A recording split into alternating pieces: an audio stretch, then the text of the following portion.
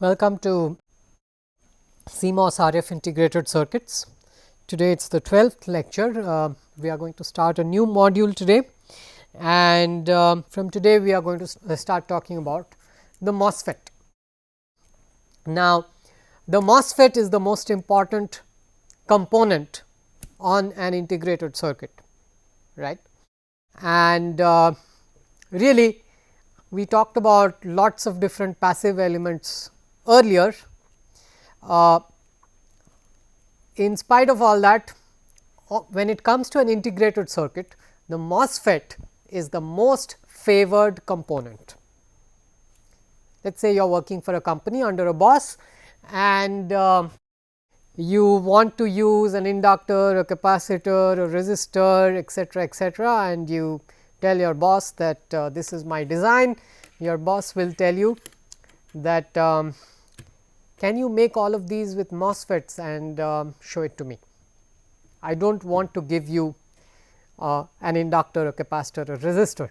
I want you to use only MOSFETs. So, MOSFETs are the cheapest, most widely available components on an integrated circuit. The reason being is that the MOSFET is it uses planar technology, it uses minimum number of masks, and as a result if you stick to only MOSFETs in your design, then the fabrication cost of your design is going to be lesser. If the fabrication cost is lesser, your design is going to be cheaper, right. I mean number of mask sets is lesser. So, you will get more yield, you will get less, you will have to pay less money. When you have to pay less money, your overall price becomes cheaper. Because it is cheaper, it is more widely sold, everything follows on top of each other, and as a result the MOSFET is the most favored component on an integrated circuit. Now, for RF integrated circuit purposes, foundries also make these special components like capacitors, resistors, inductors available for you, but remember they are special, right. If you want your device, if you want your circuit to be cheap, then try to avoid those special components as far as possible. Anyway, suffice it to say that we need to study the MOSFET, because we are studying an CMOS RF integrated circuits. It is part of the title of the course, right. So, the assumption over here is that some part of the MOSFET you have already studied, but I am just going to revisit the entire study, and to a lot of you this particular module might just be recap. Okay. So, the MOSFET, there is N MOSFET, N type MOSFET, P type MOSFET.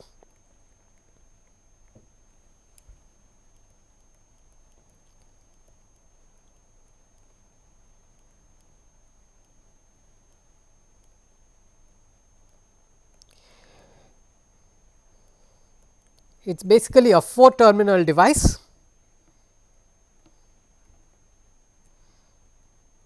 The arrow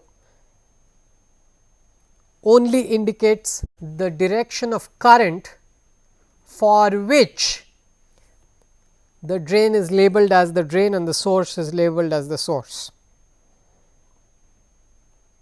Okay. So, we will figure it out very soon. These are the symbols of the MOSFET. There are 4 terminals: gate, source, drain and body. Body is the least used terminal. Usually we like to connect body to ground or the least potential on the integrated circuit in case of NMOS, and we like to connect the body to the highest potential in the integrated circuit for the PMOS. So, highest and lowest potentials are VDD and ground respectively. So, that is why we do not like to fiddle around with the body too much. In any case, how does this MOSFET work? What is it all about?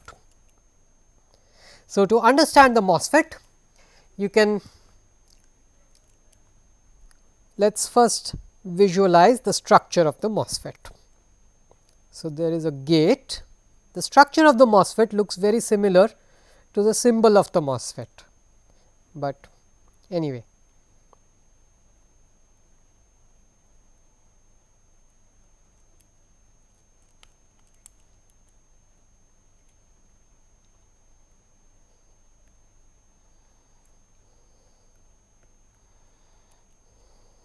So,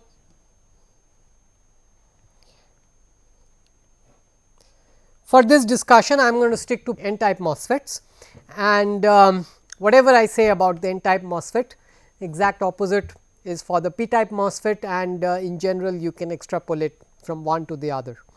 So, we will not discuss the p type MOSFET separately. All right. Now, suppose you are given an n type MOSFET. I have labeled all the doping regions, and suppose you do nothing with it, nothing whatsoever, you just keep it like that.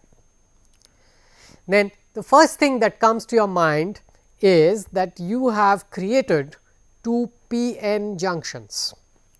There is a p-n junction between source and body, there is a p-n junction between drain and body, rather body and drain, body and source, right. And whenever you have a p-n junction, without thinking too much, without doing anything, something is going to happen at the junction region. What happens at the junction region? Yes, what happens at the junction region? Right, some of the majority carriers from one side kind of diffuse over to the other side and recombine with the majority carriers on the other side, right. And as a result, what happens is that there is a depletion region in between.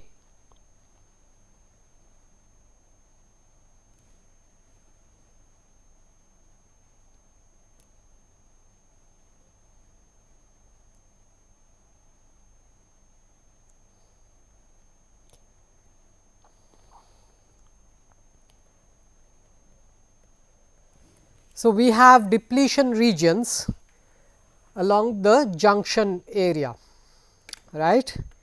And why did this depletion region happen? Because the n carriers from the source side diffused over to the drain to the body and recombined with the holes in the body. Similarly, the electrons from the drain diffused over to the body and recombined with the holes in the body, and as a result, when an electron combines with a hole, there is nothing left over there, no carrier is left. So, all the majority carriers from the junction area have gone, they have disappeared. Now, what is the result of this? The result of this is that the source is not electrically connected to the body is not electrically connected to the drain. In other words, the source is not electrically connected to the drain. What does electrically connected mean? If I have a wire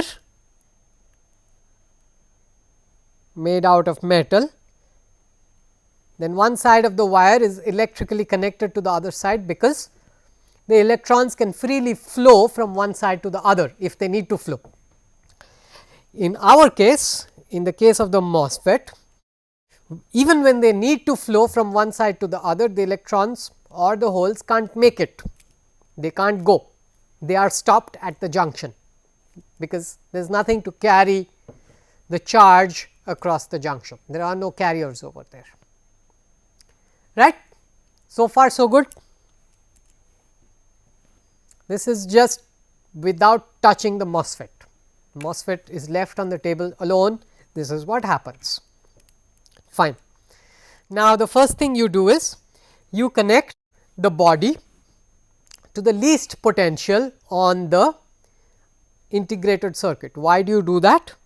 Because if you connect a p type material to a low potential, then the p-n junction that it forms is definitely going to be reverse biased.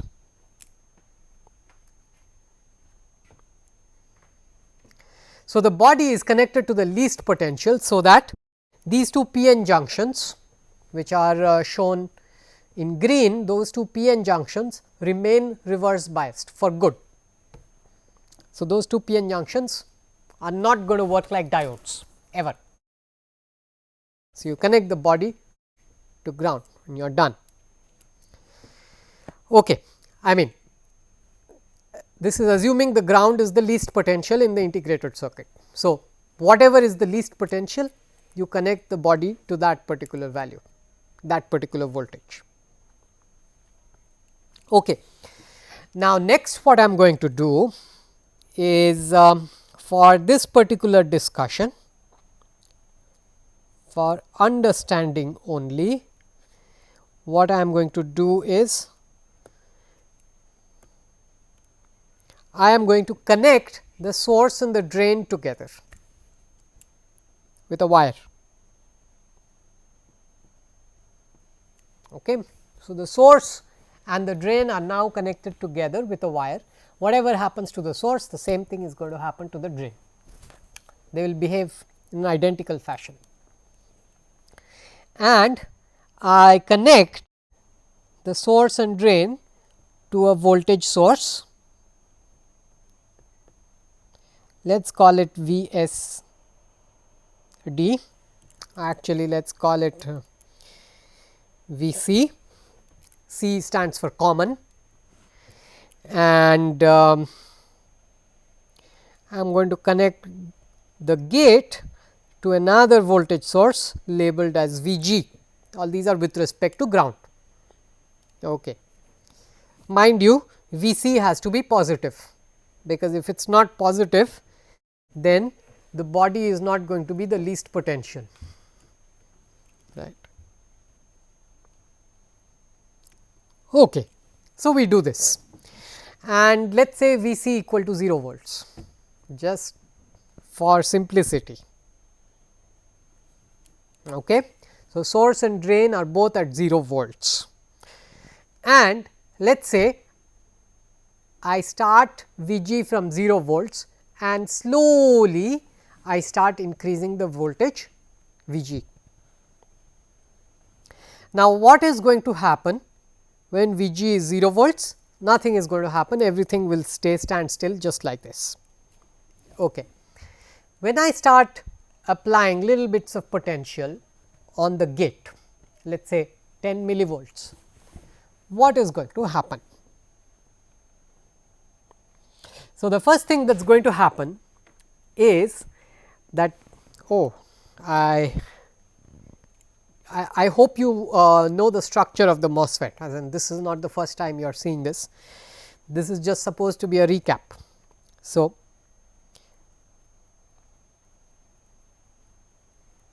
this red material is silicon dioxide, it is an insulator, and no current flows through it. Okay. So, you are slowly now increasing the potential on the gate.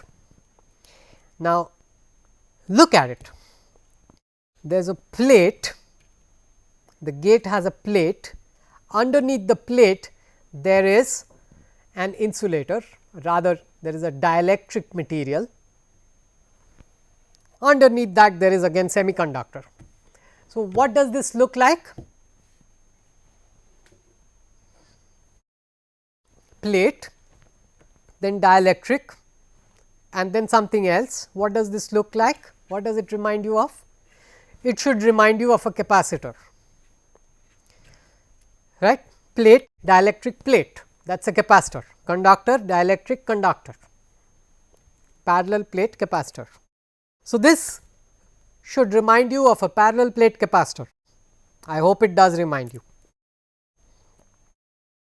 And if you think about a parallel plate capacitor, as you increase the potential across the two plates, charge is deposited, positive charge is deposited on the positive plate, and an equal and opposite negative charge is deposited on the negative plate.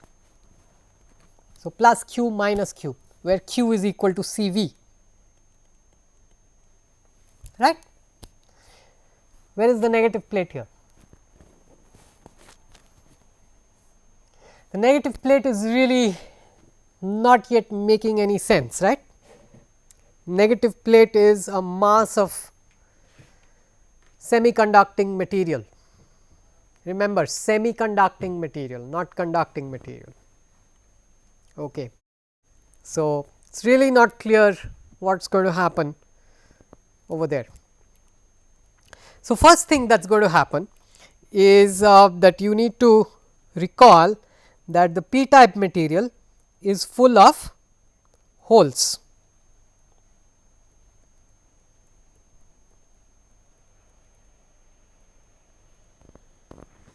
Okay. So,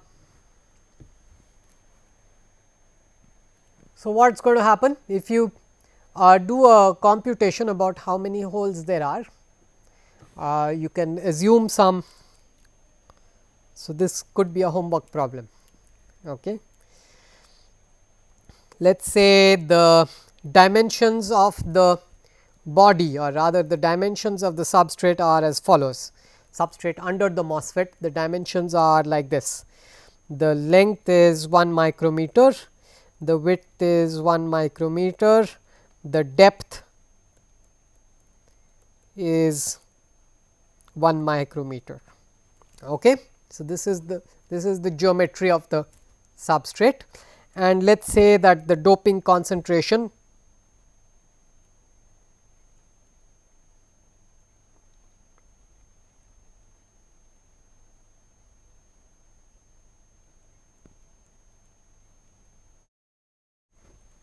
is 10 power 17 per centimeter cube. The question for you will be, at room temperature, how many holes are there and how many electrons are there?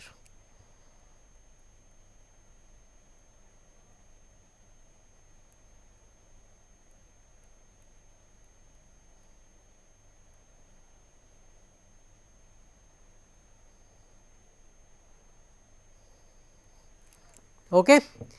Before I will just give you a rough number. The rough number is not going to be too large, okay. Maybe up to 1000 holes will be there, no electrons will be there most probably. You can do your computations and get back on this.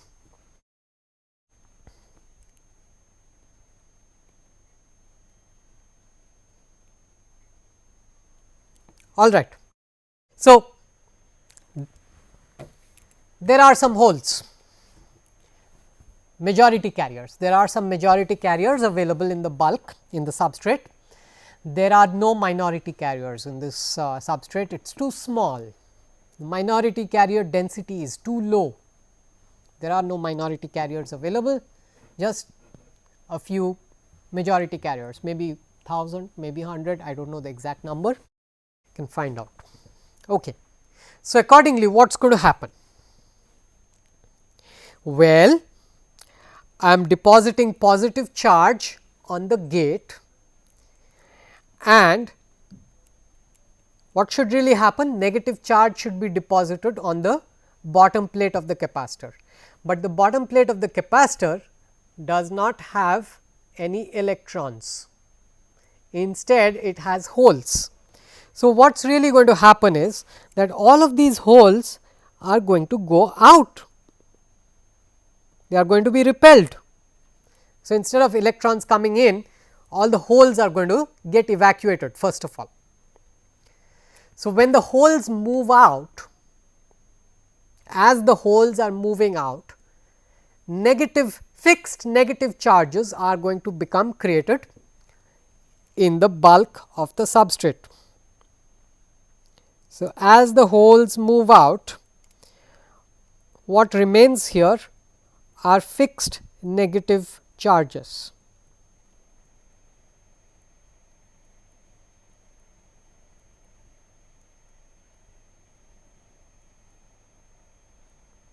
these are immobile charges. Immobile charges are left alone, all the holes have moved out. Now, just a reminder, total number of available such immobile charges are something like 1000. There are not any more available. Okay. So, as long as this can happen, it happens, and then once you run out of immobile charges, once you run out of holes that need to be evacuated, now this body does not have any more holes, does not have any more electrons, nothing, only fixed charges are available, and then you still increase the gate voltage little bit more. What is going to happen? You continue increasing the gate voltage. Now, as you continue increasing the gate voltage, what is going to happen? Do you think that the charge on the gate is going to stop increasing? No, that is not going to happen, right. The charge on the gate has to increase, you are increasing the gate voltage. So, the charge on the gate is going to increase further. To balance that, I need negative charge, I need some electrons to balance that. So, when I increase the charge on the gate even further, what is going to happen? One possibility is that to increase the charge on the gate, I have to remove some electrons from the gate, and these electrons are going to go all the way to ground and come back through ground, and they are going to get injected into the body. Now, these electrons are free electrons, right, fine. That is one possibility. These electrons have to travel a long way to do that, right, that is a possibility, it could happen. However, there is a faster way of doing things. Some electrons, you remember the source and the drain, these are n type materials, they are rich in electrons, they are very rich in electrons. So, some electrons jump this barrier and show up, that is also a possibility, right. In fact, this is what happens faster. So, yes, it could be that electrons move through the ground etcetera, and come through the bulk, it could happen that way, but a faster way for the electrons to show up would be from the drain and the source. Okay. So, that is what happens, electrons show up from the drain and the source,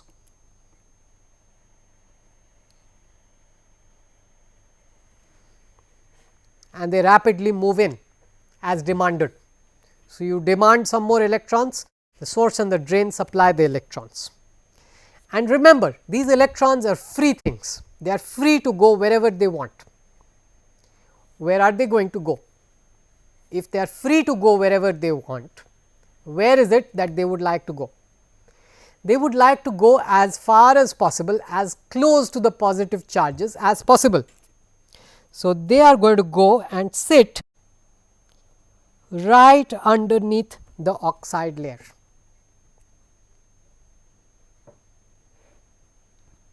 Is that okay?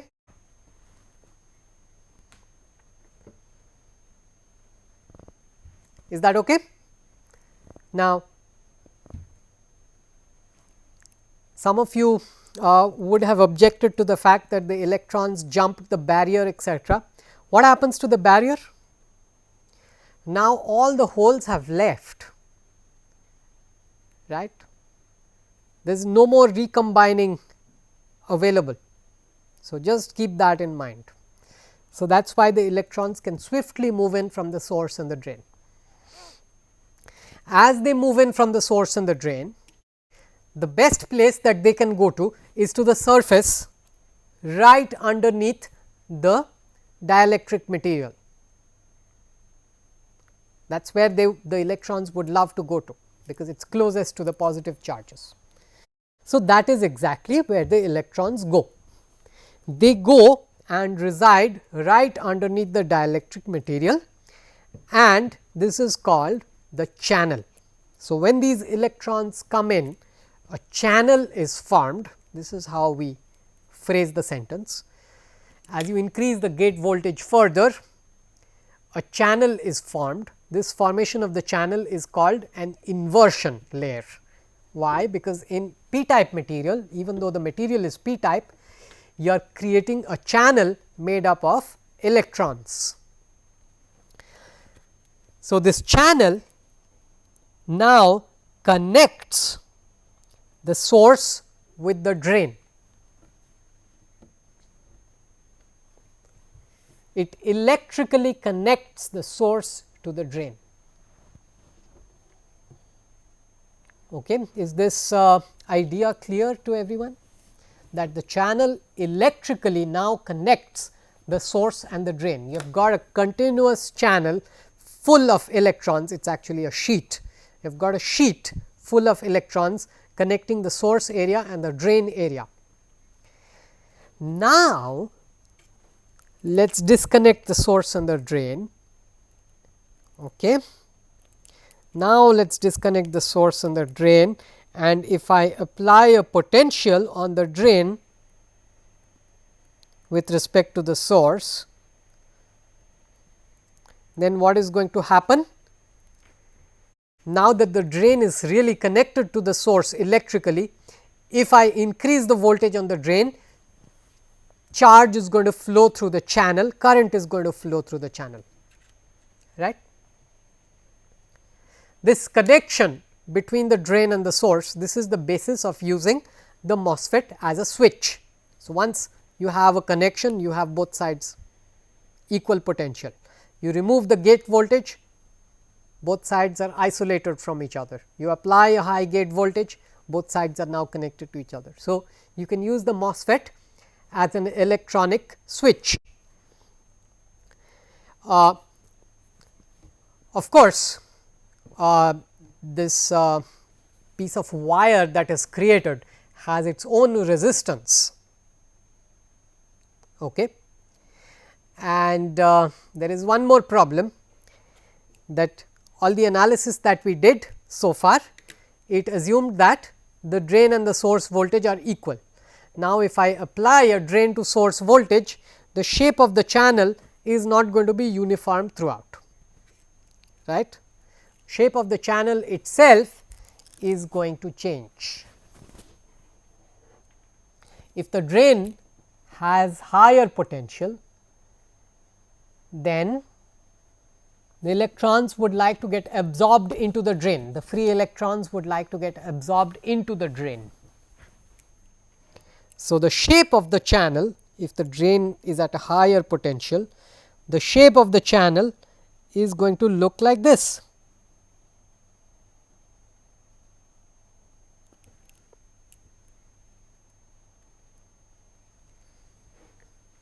Okay, it is going to be more biased towards the source.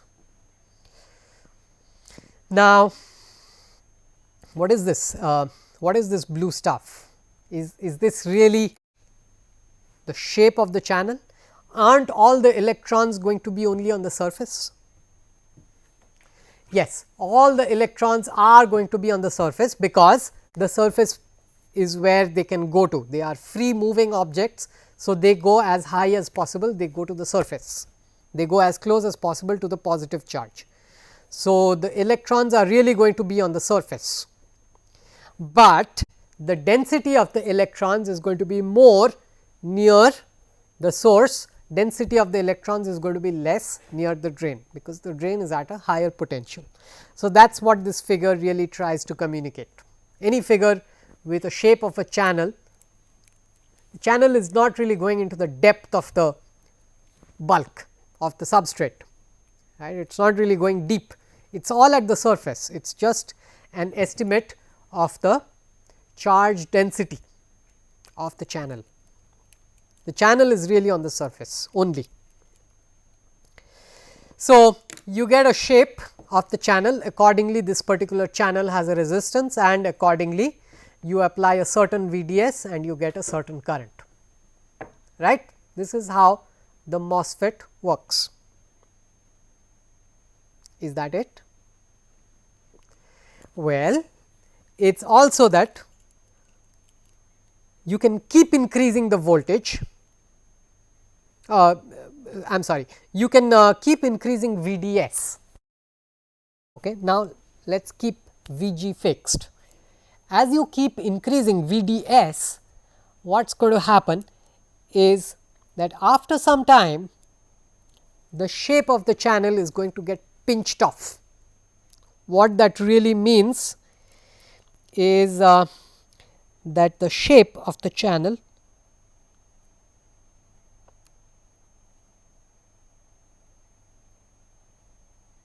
is going to look like this. Okay. As you further increase VDS, the shape the edge will come further and further inwards. So, the edge has come further inwards. So, you have got a channel only for a little way across the distance drain to source. Remaining part, the voltage, the drain to source voltage is so high that if you leave an electron over there, it will immediately zap across. Okay. So,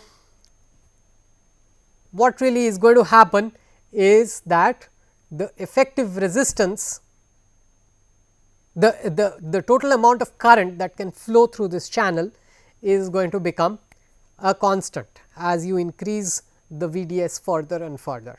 So, these effects are called there is pinch off and then there is something called velocity saturation and then there is something called channel length modulation.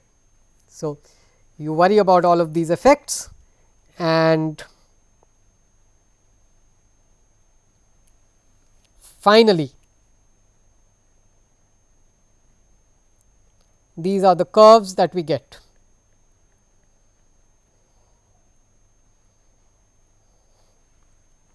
So, first of all, my first plot is a plot of the current as a function of VGS. Now, when I plot current, I really mean the strength of the channel, how strong is the channel. I really do not want to plot current, but I am going to plot current for a given drain to source voltage. I am going to plot current. You have already applied drain to source voltage. Unfortunately, this is not how we just introduced the MOSFET. Okay. We had drain to source voltage equal to 0, which means that there will not be any current through the drain to source from drain to source. But anyway, this particular curve is just to give you a feeling of how strong the channel is when you. So, when you apply drain to source voltage, eventually you will get current characteristics that look like this, right. So, notice at first there is no current, rather at first there is no channel. Why? Because you are still moving out the holes from the substrate. Once you have moved out the holes, now channel is being formed, right. This is a very crude, but probably hopefully it is physically it is it gives you the intuition that you need. My model over here, my explanation over here is a very crude explanation, but I am just hoping that this is going to give you the intuition that you need for your thought processes. So, at first there is no channel, you are busy moving out the the holes from the substrate, then channel is formed and then as you increase VGS further and further, the channel becomes stronger and stronger. All right. So, this is my first graph. The second graph,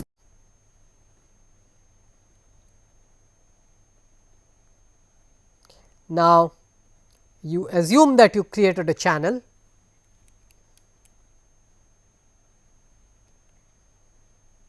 As you increase VDS, more and more current flows through it, starts behaving like a resistor, and very soon the resistive effect is pinched off and the current flattens out.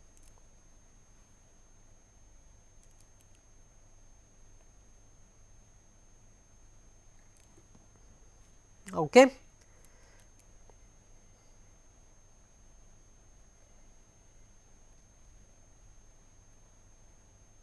So, these are all for different strengths of the channel.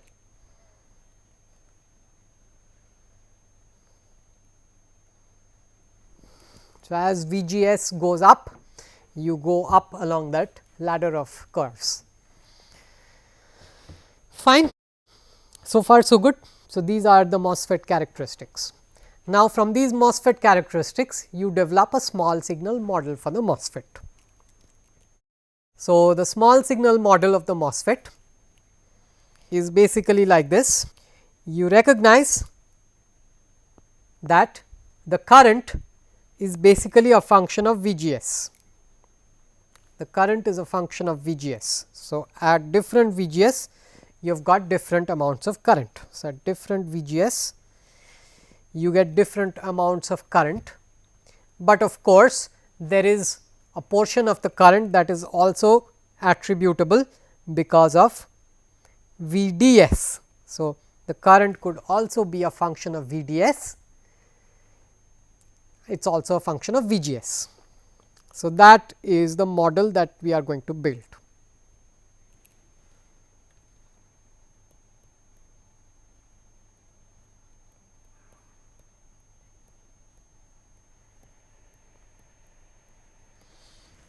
Current is a strong function of VGS, weak function of VDS. And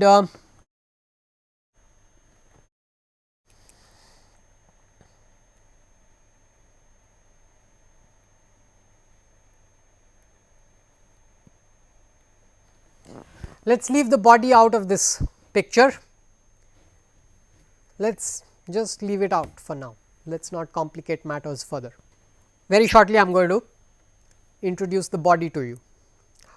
I mean, what happens if you start fiddling with the body, or what happens if you do not fiddle with the body too much. Right. We will talk about it very soon, do not worry. So, first of all, what is the current through the gate? The current through the gate is 0, because it looks like an insulator. As you look into the gate, there is dielectric material, there is no current into the gate, fantastic. And then there is basically drain to source current, and the drain to source current has two components. One component is because of VGS. So, I have drawn a voltage controlled current source, and a second component is because of VDS. So, I have drawn a resistor. So, you get current in the drain to source path, because you have applied more and more drain to source voltage. Okay. So, this is the crudest possible small signal model for the MOSFET. Okay. Now, let us go back a little bit and think about the body. The body and the gate are somewhat similar. It is like this: you are trying to control the charge in the channel. So, you are trying to control the charge in the channel, and to do that, you have got two handles. One is the gate, which is very close to the channel. The other is the body, which is not that close to the channel, but little further away. It is also there. So, the gate is called the front gate. The body, you could call it as the back gate. What you can do from the gate, trying to control the channel, you could also try to do the same from the body. So, as far as the small signal model goes, the gate and the body look very similar.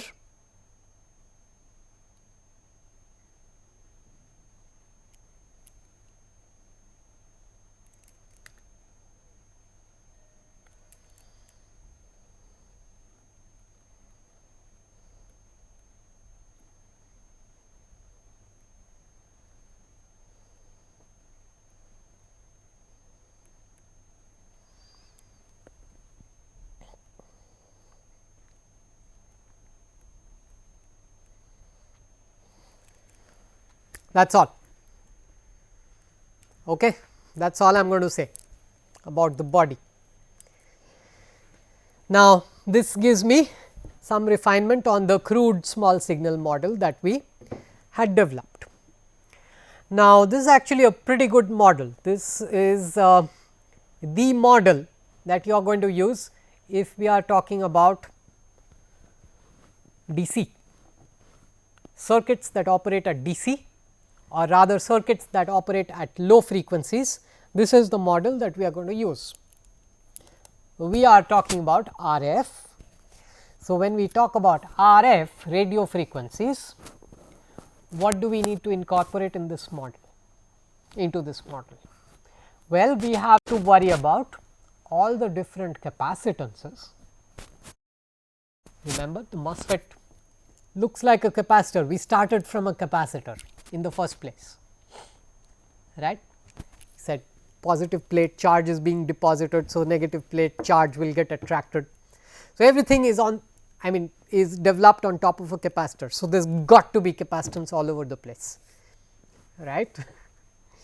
So, we can't ignore those capacitors, and maybe there is some inductance here and there which we can't ignore either.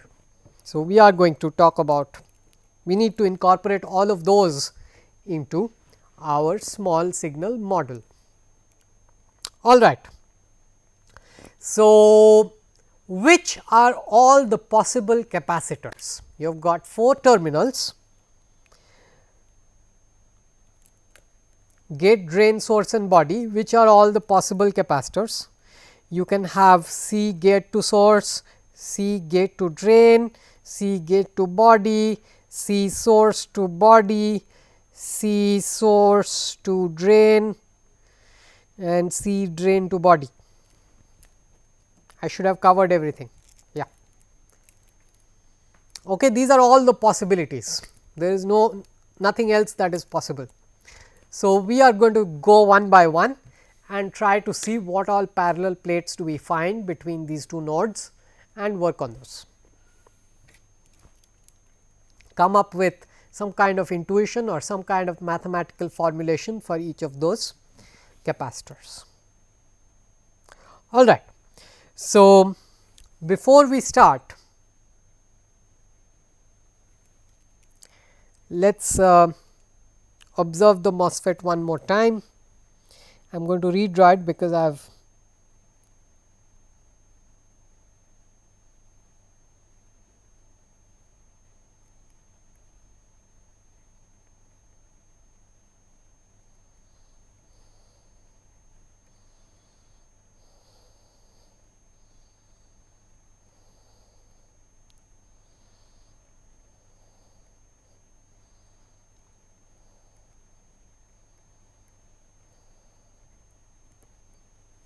so, this is what I have got, gate, source, drain and body, and there is an oxide layer in between. Okay. And let us first think about what happens when the source and the drain are connected to each other.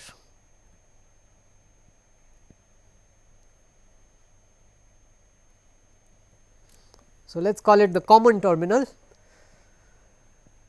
What is going to be the capacitance between the gate and this common terminal? Now, as you increase the voltage on the gate, suppose the voltage on the gate is 0. Okay. When the voltage on the gate is 0, the source and the drain are electrically isolated from the body. Remember, they are all isolated, right. A lot of p type charges all over the body. There was no inversion layer, no channel, no nothing. Okay. So, when you increase the gate voltage a little, how much charge would you expect to deposit on the gate?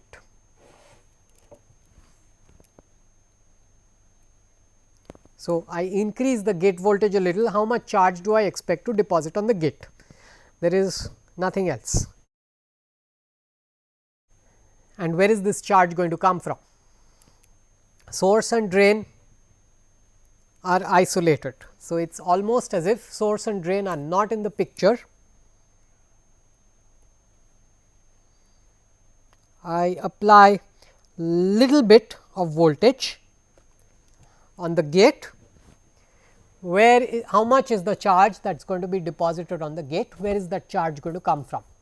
First of all, when I deposit plus q from here, that charge has to come out from the body. The source and the drain are isolated, right. How is this charge coming out? Some p type holes are moving out, some holes are moving out and are creating little pieces of charge, fixed charge in the substrate. So, the closest holes are going to move out the first, then you are going to get more and more holes moving out from further deeper points, right. So, this particular capacitance is because of gate to body capacitance, right, and these charges are exhausted very soon. How soon are they exhausted? As soon as all of these all of the holes move out, this capacitance is these charges are exhausted. So, let us say that the mean depth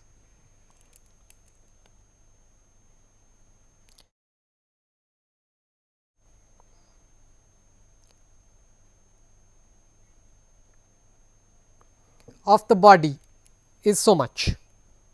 So, this is let us say the average depth for the holes. Now, if that is the average depth of the holes, I have got so much gate area, right, and this is my dielectric constant. What is my dielectric constant? I have got two materials. First I have got silicon dioxide, then I have got some silicon. This is silicon, right. So, you have got two materials really. So, you have got this material, you can think of this as two capacitors in series. It is like you have got some, it is like you have got a small capacitor, I am sorry, you have got a large capacitor here and then you have got a small capacitor, two capacitors in series. Net capacitance is going to be smaller than the smaller capacitance. So, you can approximate the whole business as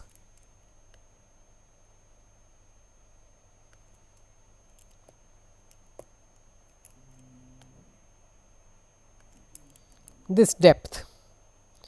You can just consider this depth and that will give you the approximate C gate to bulk capacitance.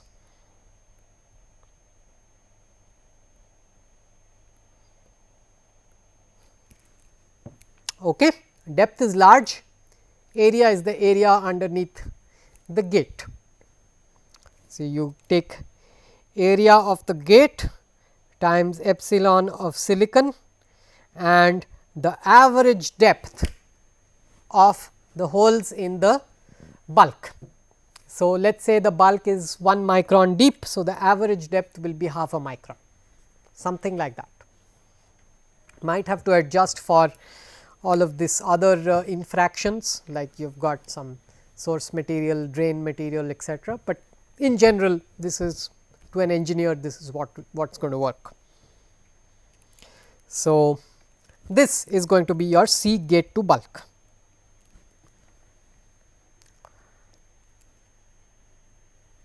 Okay. So far so good.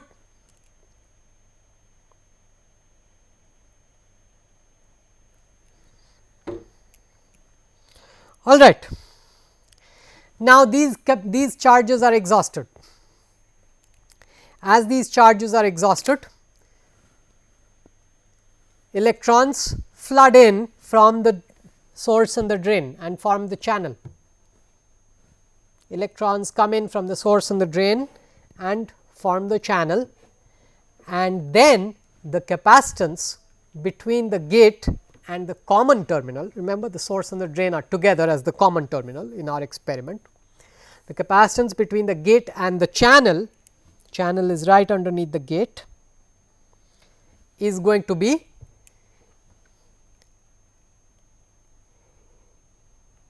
A epsilon of silicon dioxide by the separation, the size, the separation between the gate and the channel. So, let us call it the thickness of the oxide material. Which is going to be more? Is the gate to channel capacitance going to be more, and or gate to bulk capacitance is going to be more? You look at my picture, it is obvious, it should be obvious to you that the gate to channel capacitance is going to be much larger than the gate to bulk capacitance, gate to body capacitance. Okay. T is much smaller than the average depth of the bulk. All right. So, really when I drew this picture over here, I have really done a good job of it. You have got a large capacitor over here, and you have got a tiny capacitance in series with it, right. So, gate to channel capacitance has been established. Now, you go back over here and you find that gate to channel was never listed in our objectives. We never really desired to compute the gate to channel capacitance, but remember, channel is basically source and drain together. So, if you split up the source and the drain at this point of time, you split up the source and drain into two different pieces, then the capacitance from gate to source and the gate to drain should be equal, and equal to half of the gate to channel capacitance.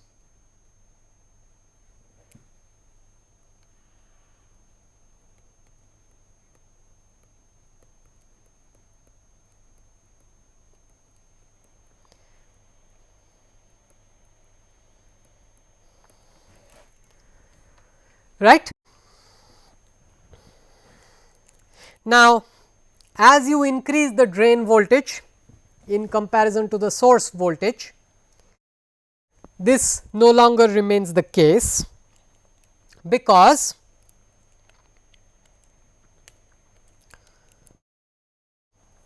the shape of the channel changes. You get more charges to come towards the source, less charges towards the drain, right. The shape of the channel is tilted towards the source, more charges are towards the source. So, you expect gate to source capacitance to be more than gate to drain. Now, some sort of a triangle, a perfect triangle is formed at pinch off. Pinch off is when this blue line exactly meets the edge of the channel, that is the pinch off point, right. What is VDS? Such that the channel is just barely there at the drain. So, at that particular point you can do your computation, and you will find that CGS is going to be 2/3 of the gate to channel capacitance, and CGD is going to be 1/3 of the gate to channel capacitance. All right.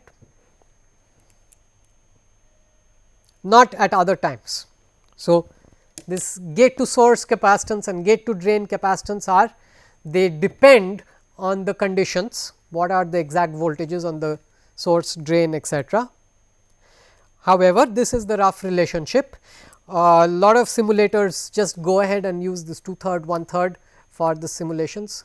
Older SPICE models, level 1, level 0, level 2 SPICE models use this. However, it is not really correct to use this on the face of it. You have to really look at the source voltage, the drain voltage, the gate voltage, and then only you will be able to figure out the shape of the channel. Once you have the shape of the channel figured out, then you should do the computation for the capacitance. What portion of the capacitance is to this, to the source, and what portion of it is to the drain. Now, there is something over here that we have not discussed, and that is called overlap. While you are fabricating, there could be imperfections, because of which, I mean, I have drawn a beautiful MOSFET, but unfortunately the source could go a little bit underneath the gate, the drain could go a little bit underneath the gate. When this happens, you have got overlap between the gate and source, and you have got a little bit of overlap between gate and drain, and this is going to cause some overlap capacitance. Now, this overlap capacitance has nothing to do with bias voltages, it is something intrinsic within the MOSFET, because you have made it that way. Okay. Whether you apply your bias voltages or not, the overlap capacitance is going to be there. So, there is some overlap over here. It is a small amount of capacitance, but not something to be neglected. Okay. If you apply a very large voltage on the drain, you can get rid of CGD altogether. You can really reduce CGD. You can't get away reduce, you can't reduce the overlap capacitance at all, it is there, it is always going to be there. Okay. So far we have seen that there is a large capacitor between gate to drain, typically a larger capacitance between gate and source. There is a very tiny capacitance between gate and body, much smaller than gate to source, gate to drain. Okay. Now, if you look at this picture, do you expect any capacitance to be there between source and drain? Source and drain are far apart. When the MOSFET is on, when there is a channel, the source and the drain are connected by a wire, by a sheet charge. You should not be seeing any capacitance between source and drain.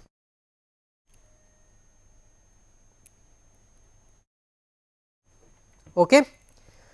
In fact, you should probably be seeing an inductance between source and drain, they are connected by a wire. Whenever you have got a wire, you have got a small amount of inductance. Okay. So, if at all there should be inductance between the source and the drain, there definitely should not be capacitance between them. They do not look like parallel plates. Now, what else happens? What else is left over here? We have got source to body and drain to body left, and for that you have got to recall that you created some depletion region along the junctions. Now, what does depletion region mean? There is nothing that is going to, there are no carriers in the depletion region. It is like you have got dielectric material, insulating material. So, you have got one side a conductor source, you have got some dielectric insulating material, you have got the substrate. So, you will get a capacitor which is a parallel plate capacitor, right. So, this is called the junction capacitance. We are going to discuss the junction capacitance.